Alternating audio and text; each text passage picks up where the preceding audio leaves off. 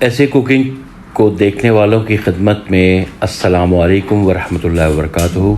سب سے پہلے آپ کے خلوص اور آپ کی محبت کا شکریہ، جس سے ہماری حوصلہ افزائی ہوتی ہے اور نت نئی ترکیبیں آپ کی خدمت میں لے کر حاضر ہوتے ہیں۔ آج سردیوں کی مناسبت سے لے کے حاضر ہوئے ہیں اخروٹ کا حلوہ۔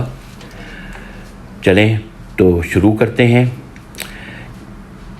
یہ بنانے میں اتنا مشکل نہیں ہے جتنا کہ نام سے لگ رہا ہے، اخروٹ کا حلوہ۔ یقین جانیے بہت آرام سے اور سکون کے ساتھ آپ یہ بنا لیں گے۔ ترکیب جس طرح سے آپ کی خدمت میں پیش کی گئی ہے اسی طرح سے اس کو بس فالو کریں اور انشاءاللہ تعالی بہترین نتائج حاصل ہوں گے، اور آپ کو اور آپ کے سب گھر والوں کو یقیناً بہت پسند آئے گا۔ اس میں بس ایک بات کا خیال رکھیے گا کہ بھنائی میں کسی قسم کی بھی کوتاہی مت کیجیے گا۔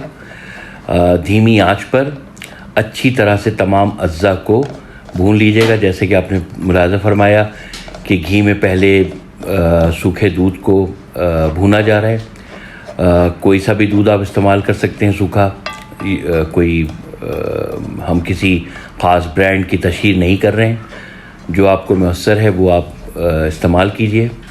اس کو اچھی طرح بھون لیجئے۔ جب اس کا رنگ تبدیل ہو جائے تب اس کے بعد آپ اس میں باقی اجزاء شامل کیجئے گا۔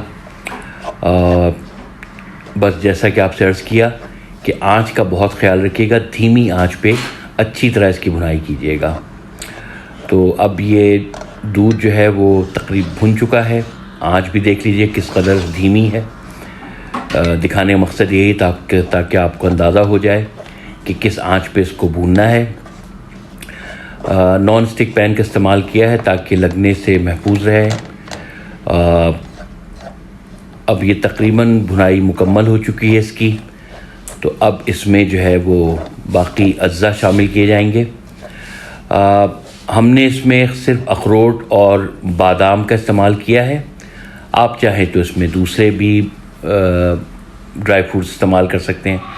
یہاں پہ آپ نے ملاحظہ فرمایا کہ اس میں الائچی، سبز الائچی کا پاؤڈر اور جائفل کا پاؤڈر شامل کیا ہے۔ بہت کم لوگ جانتے ہیں کہ جو حلوے کا میں جو خاص ذائقہ ہے وہ جائفل کی وجہ سے ہی آتا ہے، تو اس میں بھی آپ بھی ضرور شامل کیجیے گا جائفل کو، اور یقیناً آپ لطف اندوز ہوں گے اس کو جب آپ کھائیں گے تو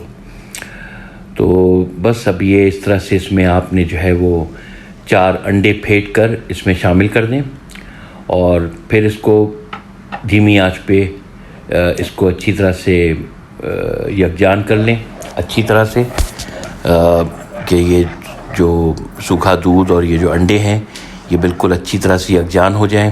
اس وقت تک ان کو بھونیے جب تک کہ بالکل یہ ایک اچھی طرح سے اس کا میزہ نہ بن جائے۔ اس کے بعد پھر باقی اجزاء اس میں شامل کر دیں گے، جیسے آپ آگے آپ ملاحظہ فرمائیں گے جس میں ہم نے باقی اجزاء شامل کیے ہیں۔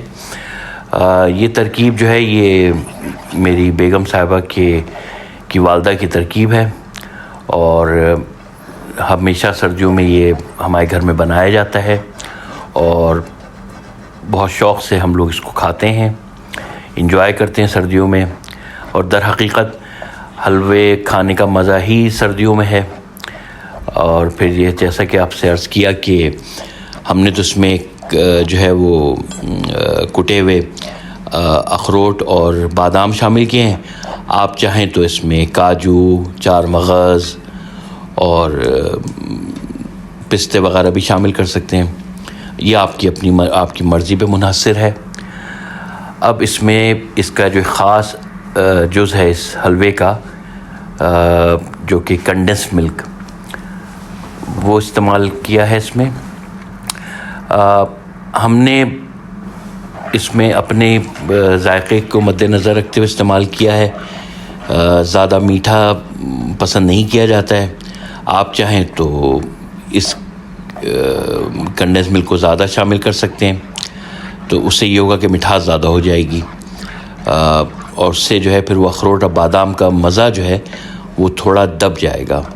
تو میری معتبانہ گزارش تو آپ سب سے یہی ہے کہ جتنا ہم نے استعمال کیا ہے اتنا ہی آپ استعمال کریں.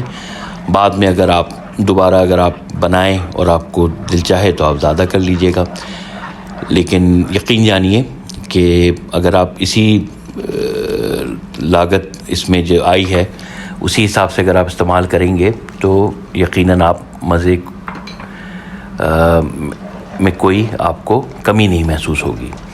اب اس میں جو ہے وہ کٹے ہوئے اخروٹ اور کٹے ہوئے بادام شامل کر لیے ہیں. اب پھر ان کو اس وقت تک بھوننا ہے جب تک کہ تمام اجزاء یکجان نہ ہو جائیں. آنچ جو ہے وہ مسلسل ایک ہی رکھی گئی ہے اس کی، یعنی کہ دھیمی. کہیں پہ بھی آنچ جو ہے وہ بڑھائیے گا نہیں، ورنہ حلوے میں تھوڑی سی جلائند آنے کا خطرہ ہوگا. پھر وہ مزہ آپ کو نہیں محظوظ نہیں ہوں گے آپ پھر مزے سے. تو بس پھر اب یہ تقریباً تیاری کے آخری مراحل میں ہے. تو اب انشاءاللہ تعالی اب آپ بھی اس کو بنائیں گے اور اس سے لطف اندوز ہوں گے، اور یقیناً بہت پسند آئے گا آپ سب کو بھی انشاءاللہ. آپ کو، آپ کے گھر والوں کو، جو اس کو کھائے گا انشاءاللہ وہ واہ واہ کیے بغیر نہیں رہے گا.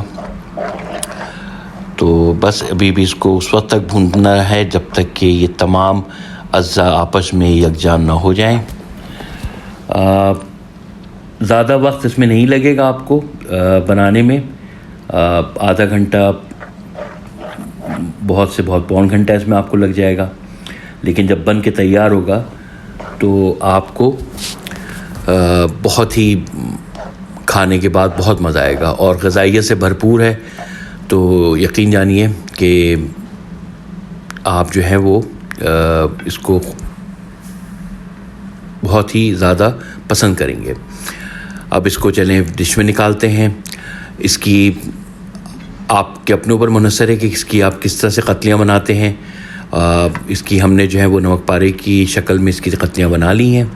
ایک ڈش میں نکالنے سے پہلے ڈش میں تھوڑا سا گھی لگا دیا ہے. اس کے بعد یہ اس پہ حلوہ بچھا دیں گے اور اس کے بعد پھر اس کی قتلیاں بنا لیں گے اور پھر اس کو ٹھنڈا ہونے کے لیے رکھ دیجیے گا. قتلیاں بھی کوشش کیجیے گا جب تھوڑا ٹھنڈا ہو جائے اس کے بعد کاٹیے گا تاکہ آرام سے کٹ جائے گا. تو بس اب دیر کس بات کی ہے. اگر اجزاء گھر میں نہیں ہیں تو لے آئیے، اور اگر ہے تو بس باورچی خانے کا رخ کیجیے اور بنانا شروع کر دیجیے اور ہمیں دعاؤں میں یاد رکھیے. انشاءاللہ تعالی پھر ایک نئی ترکیب کے ساتھ حاضر ہوں گے. اور جیسے ہمیشہ کہتے ہیں، اگر پسند آئے تو لائک کیجیے، شیئر کیجیے، سبسکرائب کیجیے. ہمیں اپنی دعاؤں میں یاد رکھیے اور مزید حوصلہ افزائی ہماری کیجیے تاکہ ہمیشہ آپ کے باورچی خانوں کو نت نئی ترکیبوں سے آراستہ کر سکیں. بہت شکریہ. اپنا بہت خیال رکھیں. اللہ آپ کا، آپ کے سب گھر والوں کا نگہبان. دعاؤں کی درخواست. اللہ حافظ. بہت شکریہ.